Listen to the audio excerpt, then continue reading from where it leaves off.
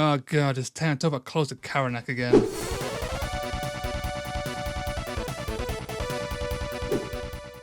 Welcome to War Games on Toast, all of you lovely people. It's me, it's Toast. How are you doing today? I spend a lot of time in my videos and in my content as a whole talking about the virtues of warbands and getting a little bit hyperbolic from time to time in a way to try and get people to play older warbands or lesser played warbands, because there are some strengths and merits to those warbands that are often missed and they can do well with the right approach. That is just how I like to view the game and how I like to play the game. I like to convey that to my audience if and when I can. But sometimes that just isn't possible, and sometimes it's worth going over why something is bad. And sure, tier lists tend to be the way of doing that. I do that myself with my tier lists.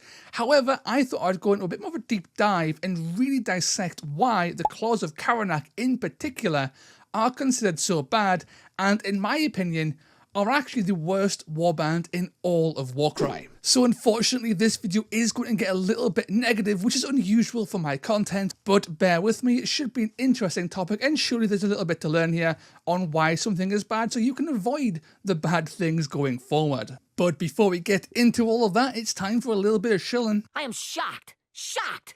Well, not that shocked. Please consider leaving a like, a comment, and subscribing, as that helps me fight against that dastardly YouTube algorithmic demon. And if you want to help in a more tangible way, then please consider signing up to my Patreon or my YouTube members, or using my Element Games affiliate link down below when buying some new Warcry gubbins. A huge shout out to my patrons and members who you can find on screen now. Badoosh. But with all of that out of the way, it's time to get on with the show. And now for something completely different. And we are back, and not to shift the formula up too much, I am going to start with the brand new battle trait that came with the Briar and the Bone, and the Claws of Karanak, sticking to theme, have arguably the worst battle traits in all of Warcry. It's called No Claw Unbloodied, and it reads: each time enemy fighters make a disengage action, roll a dice. On a 2+, allocate 1 damage point to that enemy fighter for each friendly fighter with this battle trait within 1 inch of that enemy fighter. This is bad for a lot of reasons. 1, the damage is very low at base at just 1 damage. 2, it's very ineffective to gain more damage because this whole extra model has to be within 1 inch just to pull off an extra point of damage. That's a lot of investment in like resources just to get a point of damage.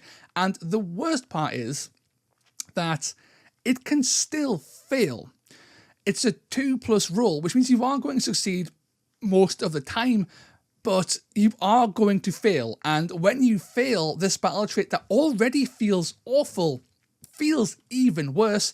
And then you've just got the obvious play around that you just don't have to disengage, because disengaging is fairly uncommon in Warcry anyway, and for the most part, things don't really want to disengage from the Claws of Karanak, because instead they can just kill you, because, spoiler, the Claws of Karanak aren't that hard to kill, which we'll get to in a little bit.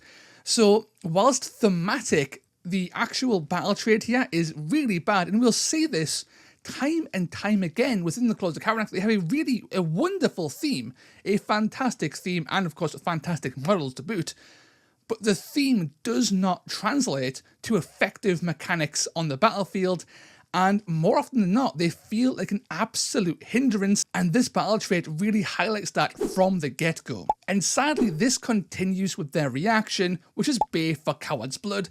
A fighter can make this reaction after a visible enemy fighter within 1 inch of them makes a disengage action. Until the end of the battle round, add 1 to the attack's characteristic of melee attack actions made by friendly fighters that target that enemy fighter. This is annoying. There's a few things that people tend to miss because people don't play Claws of Karanak. It's that this attack bonus applies to everybody, not just Claws of Karanak models, so you can get the +1 attack on, say, like a Varangard who's chasing things down, as an example. But for the most part, Bay for Coward's Blood is a trap that is basically never worth using because, 1, people don't disengage all that often anyway, and 2, if they are disengaging, then they are running away from you. So they get their 3-inch disengage, and then they get to move normally for another move, and you've put an action on one of your guys who is engaging them, but now you can't catch them and attack to gain the benefit from the +1 attack, so you're relying on someone else nearby to get in for that +1 attack, but on average the thing that's been marked is 7 inches away, and your average threat range is only 5 inches. So what's the point in using it? And sadly, there just isn't any point. You might get an occasion where this does pop off, maybe, occasionally, but man, it's just kind of naff. And the fact that it's a reaction means that warbands that disengage en masse, who react to disengage, you can't use Bay for Coward's Blood to stop that. Because of how reactions work, you can't react on your own turn, you can't react to a reaction, so you can't even gain benefits from that. So it ends up just being a bit crap. And if you want to do a more impactful reaction on someone running away, just use Strike Them Down, which at least has a chance to be worthwhile, whilst this, even when it works, which is it'll always work when it's engaged, you won't get any benefit. At least Strike Them Down, despite having a chance to fail, when it succeeds, will actually do something meaningful. So moving on, before we get onto the stats, it's worth looking at their generic abilities, and they have a whole whopping 2, one being a double and one being their quad. We're going to start with their double, and it is incredibly generic, called Blood for the Blood God. This is a Khorne staple. The demons and the mortals have this. You get a kill, you can make a bonus move or a bonus attack action. It's super basic. It's a very strong ability. The action economy you can gain from this is very high. The issue is your guys really aren't getting many kills because their damage isn't all that good, and the best model in your warband is likely just going to use Onslaught because getting the guaranteed damage out is probably better than gambling on getting the bonus move or the bonus attack action. Now, of course, if you can land a almost guaranteed kill, then Blood for the Blood God is fantastic, but the issue is it is still a gamble, and the Claws of Karanak simply aren't as killy as their models look. And then we get to their quad, which for me is actually the highlight of the whole warband. We've been very negative up until now, but the highlight of the Claws of Karanak, once you put aside their killer models, it's their quad Savage Mauling, which is incredibly fun. It's not necessarily good all the time. It has some massive weaknesses, but it's a very fun ability, and basically you get a pit of guy within 1 inch, and then you can move them somewhere else around you, and then get a bonus attack action. As long as that model has 20 or less wounds, you can move them around freely. It's a lot of fun. It's like suplexing things off objectives and into your horde of dudes for a bunch of attacks, but it is unfortunately held back by the fact that you don't get a bonus move action. It's just really a bonus attack action. It has a wounds limit to what you can do, and they've got within 1 inch, so your myriad of spears and flails don't necessarily get to make full use of it, but it is a lot of fun, and it can win games. Being able to move something is always powerful, and sure, it's on a quad, and sure, it's got some disgustingly restrictive restrictions, but it is actually the best part of the whole warband, and that's a little bit sad to say out loud. So with all of those generics out of the way, let's get onto their stats. And we have the Pack Lord, who looks fantastic on paper. He is a 5525, movement 5, toughness 4, 20 wounds for 205 points. He is a little blender. He has access to Blood for the Blood God, so you can run around and get kills and then move around and kill some more things. He is a lot of fun on the battlefield, but why is he bad? He is bad because he is too expensive. You can get this profile, this exact profile, for 5 points cheaper elsewhere within Chaos, so you will never ally in the Pack Lord, and taking the Pack Lord in faction, which you have to do, always feels like a bit of a kick in the teeth, because why is he more expensive than other models with this profile? It's not like he has any support abilities that are worth talking about, right? Blood for the Blood God isn't that great, and his unique triple Scent of Weakness is a generic, if I get a kill, everyone gets +1 attack and an aura. That just isn't going to do anything, because you need those dice invested in the doubles to get more attacks out so you can actually kill things. This guy is your killy piece. He's your only thing that can reliably kill things. He doesn't have time to use Scent of Weakness to gain that bubble. He is there to smash things as much as possible.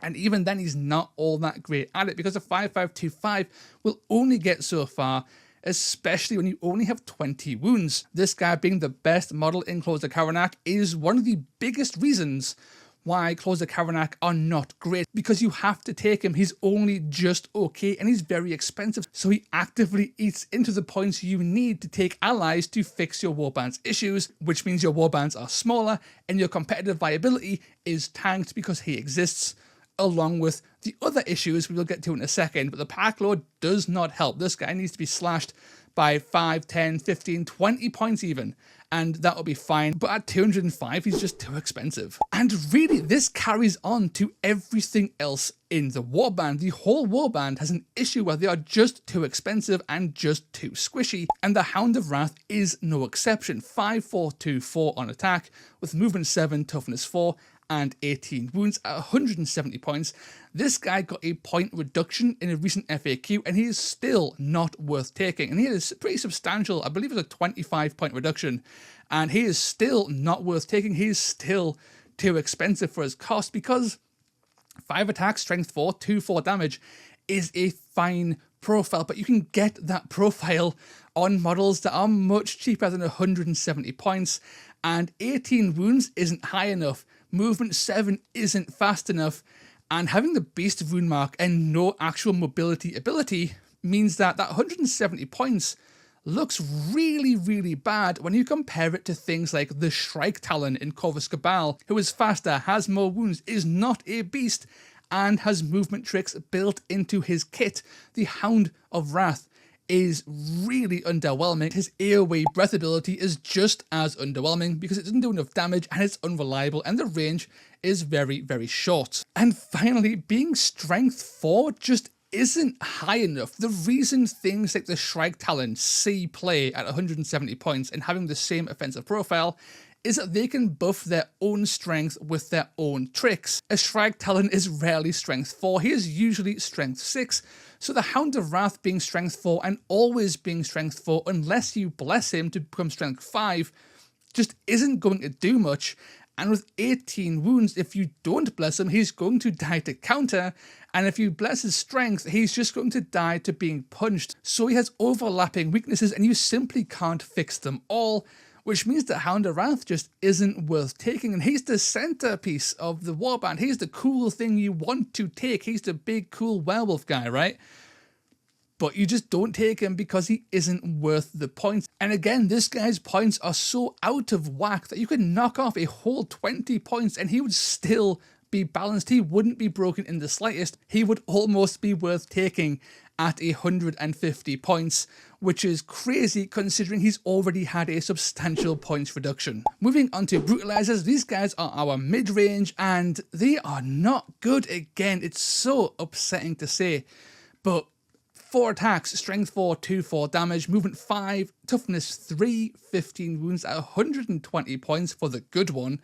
And guy's too expensive. He's too expensive. 15 wounds is nice. Toughness 3 is terrible. And that 4/4/2/4 is a fine profile, right? But he has no unique abilities. There's nothing here with the good one that makes you want to go, damn, yeah, I'll take this guy. He's pretty darn good at 120 points, because he's not. He dies too quickly. You really want to see this guy at toughness 4, but at that point, you're paying 135 points for that blessing.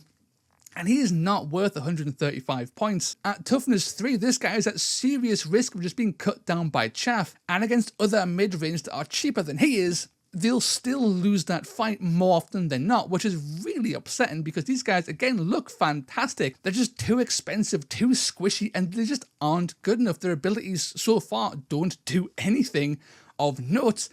And it's just kind of sucky, right? And it's because they're paying this movement 5 tax. Games Workshop have really punished the Claws of Karanak for daring to be movement 5, and they've wildly overshot on their cost. You could probably cut 10 points off these guys and they still likely wouldn't see play, which is upsetting to think about. And then of course you have the other Brutalizer, the one who isn't as good, who is cheaper but gets less attacks, but has an ability, and that ability lets you shut off abilities within a big old 6-inch bubble. But the issue is you've got to kill something, and with less attacks, the Brutalizer is just less likely to kill things, and because you're using a gambly ability, you aren't actually buffing yourself to be able to increase your odds of killing things. So unless there's a really clear opportunity, a real clear chance of something already being near death, and then you take initiative and kill it, then it isn't going to do anything. It's just not going to work, and you're just saving 5 points on a model that you don't actually want anyway, even when they were actually good. So the Brutalizers, sadly, again, just fall in this camp of they ain't good enough and they need a lot of help. And finally, we have the Blood Whelps. And I was saying the Pack Lord was a big issue with the Claws of Karanak because he's too expensive and he really limits what you can take within your warband. But frankly, the Blood Whelps are arguably worse. for what they actually bring to the table. Blood Whelps are bad. Movement 5, toughness 3, 12 wounds is kind of fine. And then you've either got a 2-4-2-4 with 3-4-1-4 with range 2 and range 3 respectively. And the issue is, these guys are your chaff. They're not durable at toughness 3, even with their 12 wounds. They don't do all that much damage. And at 90 points, these guys are shockingly expensive for what you actually get here. Again, cut 15 points off these guys, make them 75 points, and then Blood Whelps suddenly become worth taking. But as it stands, they are so expensive and you can't get allies of note in your warband and keep numbers because you're paying the massive ally cost. You're paying for that super expensive pack load. You're completely ignoring everything else. And then you're filling out on Blood Whelps, and Blood Whelps are a massive tax to your warband and they don't do anything. Don't let that strength 4 fool you. These guys hit like wet noodles and they die so quickly because despite having 12 wounds, toughness 3 gets chewed through by just about everything in the game, and they just can't hold their own. Now, they do have one big advantage, and this also applies to the Hound of Wrath. They have the Pack Hunter's ability, which allows them to chain activate other Blood Whelps or Hounds of Wraths within 6 inches on a double, as opposed to your usual Inspiring Presence on a triple. And this is why I assume a lot of the points inflation has come from within the Claws of Karanak. I think Games Workshop have massively overvalued this ability, and this has had a huge knock-on effect to the viability of Claws of Karanak, because sadly this ability, for the most part, it isn't good. Sure, you can chain activate and do all kinds of cool like activation shenanigans, but why Inspiring Presence is so powerful on the battlefield is because you can use it to get powerful things that can actually do damage, to do things out of activation. But Pack Hunters lets you activate Blood Whelps, which don't do anything, and the Hound of Wrath, who you either won't be taking because he's too expensive, or you have took, and really the Hound of Wrath isn't going to do enough to warrant using a double to make it go. It's just really underwhelming. So that's the warband, that's Claws of Karanak. It's just a hideous amalgamation of profiles that don't work and points that don't match up and a theme that hasn't been thought out. The theme in theory is wonderful. What draws people to the Claws of Karanak is that theme and those fantastic models. It's the idea you are hunting down cowards, and their whole idea is that they're trying to gang up and beat cowards to death, and so many of their rules play into this, right? Into the fear factor, into the hunting factor, into the tracking factor. But then you have the execution of that theme. So what happens is your battle trait is worthless, your reaction is worthless, your triples are worthless, and your doubles are kind of crap as well. And then you've got one good quad, and you can just play anything else to get a good quad, because most things have good quads. Having a good quad isn't necessarily a selling point, right? As cool as this one is, and this one's only cool because you can imagine your guy suplexing someone, and that's funny to think about, but in reality, it doesn't really end up being all that great. So the Claws of Karanak are just bad in every way. There's no redeeming feature with the Claws of Karanak. They are painful to play, and I've played them probably more than anyone else on the planet. I have played them on and off since release, and after some early success when they first came out, when people weren't really aware of their speed and their kind of okay damage, they've just gotten worse over time because warbands have gotten killier, warbands have gotten faster, and Claws of Karanak therefore lose on every single conceivable front, and they just can't catch up. These guys need a full rework to be viable, and failing that, massive points reductions across the board. I am talking a bare minimum of 15 points off practically everything in this warband, and then they would still kind of just be passable. They wouldn't become broken, and that's crazy when you consider that cutting 15 points from an 8-man warband is reducing the warband by over 100 points, and the warband would still not be fantastic. It would just kind of be passable at best, maybe mid-tier, possibly still just lower mid-tier, right, as opposed to being completely unplayable. As it currently stands though, playing Claws of Karanak is like playing the game on hard mode, and I play all kinds of bad warbands, right? If you look at any tier list, you will find the Pyregeist, you'll find the Skirk and Trueblades, and you'll find things like the Claws of Karanak, all residing at the bottom of any given tier list, mine included. And honestly, that's an insult to those other warbands, because Claws of Karanak are noticeably worse than those other warbands. Claws of Karanak should be in a tier all of their own. They are just that bad, and it boils down to incredibly poor execution of a really interesting theme, and Games Workshop's continued refusal to make any noticeable changes to warbands that have released in 2nd edition. But for now, they are just kind of pretty. I would proxy these guys as your standard Khorne mortals, right? The Khorne Bloodbound, because the models are beautiful, right? I've heard they're pretty fun in narrative, though. They have some pretty funky quests and rewards that really help iron out some of their issues. So if you play narrative, knock yourself out. But if you want to play Warcry competitive, then honestly, I would just put these guys on the shelf and make them look pretty until Games Workshop comes around and fixes them for us. But that's the end of this video, and this has been the Claws of Karanak. Let me know in the comments down below if you agree or if you disagree, and please be sure to leave a like and subscribe. Until next time, lads, ladies, and everybody in between and beyond, ta-ra. Groovy. Boy howdy, it's Toast, and it's time for the post-toast credits. A huge, huge shout out to my algorithmic demon slayers, Andy Morris, blah blah blah, Head Knight of Paint, Heinz D, Keep Plang, Long Run Hobbies, Lord Phylax, Sable Saber, Mrs. Toast, Steve Bean, the Houston Toad, Tough Tootin' Baby, and Velas. As always, thank you so much for supporting the channel. I'll see you all next time.